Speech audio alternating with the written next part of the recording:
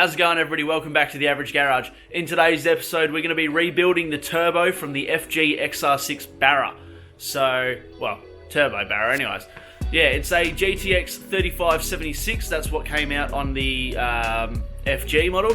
So yeah, we're going to rebuild that. We've got a brand new core. It's a Pulsar core. Thank you very much to barratheworld.com. You guys have been amazing in hooking us up with a discount for it. I really appreciate it. But yeah, so that's down here on the bench. So we're going to open it up, unbox it, look at the new core, and yeah, essentially get ready to fit it to my housings. Alright guys, so this is the box with the core in it. This is just some other stuff that I had laying around. So, whichever side opens, if we open it up, we have the new turbo core. So it's all wrapped up obviously, but it's all nice and shiny. I'm going to pull it out.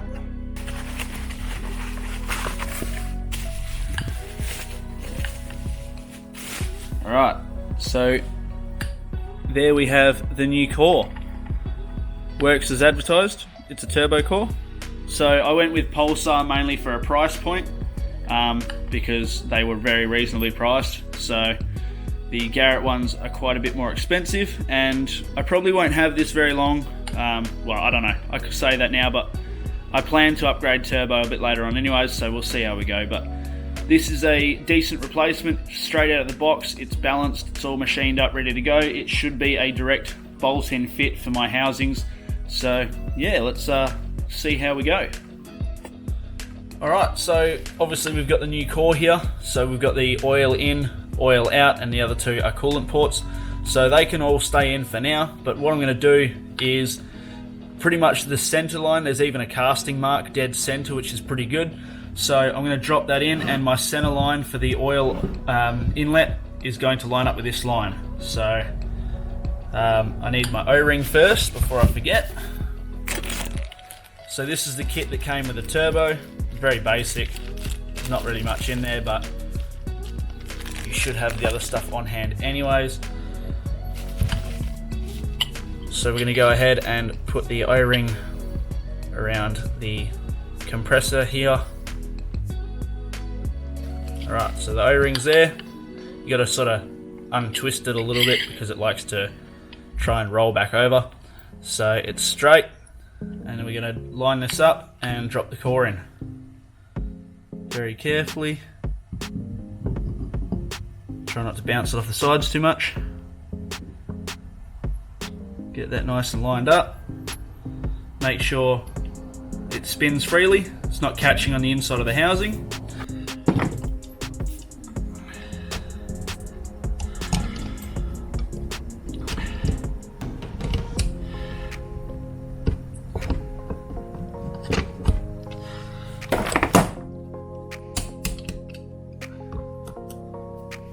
And just like that, with a lot more effort than it ever should be, the circlip is in. What I'm going to do, and I can't stress this enough, is very lightly and very carefully, is I'm just going to go around the circlip, and I'm just tapping down very lightly around the circlip. This is going to make sure it's seated and it's nice and tight.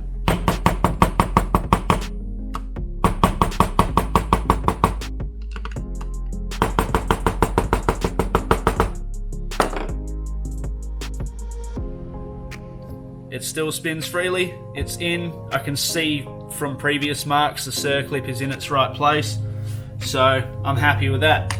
So now we can move on to the exhaust housing, and yeah, it's pretty straightforward.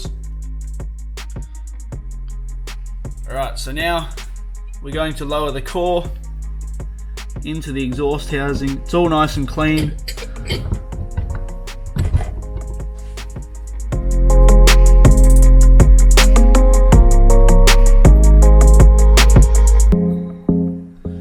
The turbo still spins freely,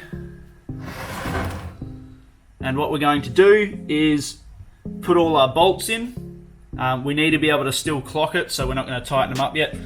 I'm just going to put a small dab of Loctite on each bolt, which is these 6 here. I'm just going to put a little dab of Loctite on them.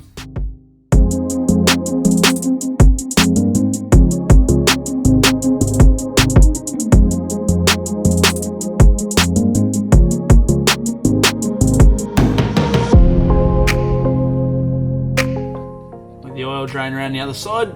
We can screw this last one in, spin it back around, clock it up, and tighten it all.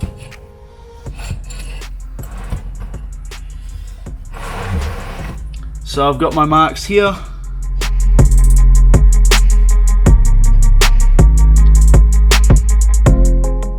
That's pretty bloody close. So I'm going to start nipping them up.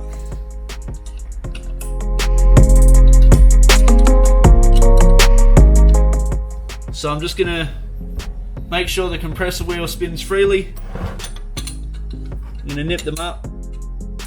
Once they're nipped up, I'll tighten them in a star-cross pattern similar to your wheels. Now again, I haven't done much research into rebuilding one of these, so I'm kind of just winging it. But yeah, I'm going to align it with my clocking marks. So I've lined it up with my clocking marks, and now I can go around, nip them all up. And I don't have a torque spec, but they've got a little bit of red Loctite, and I'm just going to do them up as tight as I can with one hand with a wrench.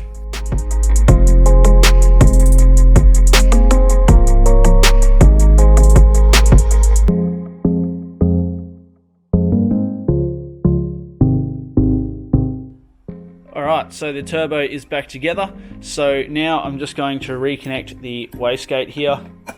It's pretty simple.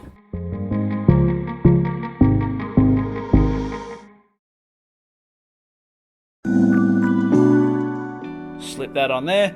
I've just got to grab the little retainer clip, chuck the retainer clip on. That means the wastegate actuator is all done. Then I can go ahead and put the dump pipe back on. So yeah, it's almost together.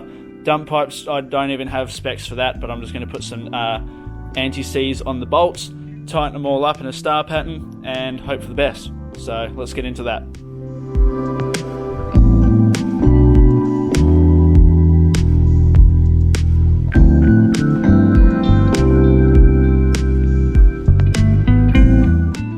Alright, actuator's back on. That's all ready to go, so now we can do the dump pipe. Alright, got some never seize on the bolts, new gasket, dump pipe ready to go. Let's do it.